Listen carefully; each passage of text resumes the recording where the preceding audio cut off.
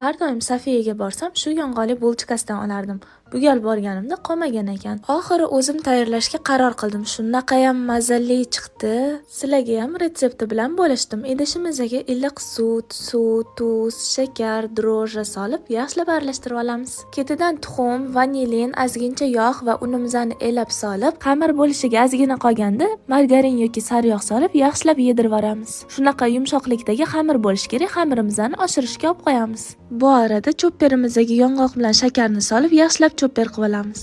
Oshib chiqqan xamirimizni mayda zuvalachalarga bo'lib olamiz va bulchkalarimizni tugib olamiz. Yoyib olgan xamirimizni ustidan xona haroratidagi sariyog'ni surib, nachinkadan solib, videoda ko'rsatilgandek qilib tugib olamiz. Tugib olingan bulchkalarimizni ustidan tuxum sarig'i surib pishirishga jo'natamiz. Men Russell Hobbs brendini aerogrillarda pishirdim. Sizlar duxovkada pishirsanglar ham bo'ladi. Pishgandan keyin bulchkamizni ustiga xohishga qarab shakarli suv surib qo'ysanglar, yaltillab turadi. Shunaqa mazali yumshoqqina bulchkalarimiz ham tayyor bo'ldi. Endi Safiyadan bulchka sotib olib o'tirmayman. Saharlik va iftorlik dasturxoni uchun oila a'zolaringizga albatta tayyorlab bering, yoqimli ishtaha.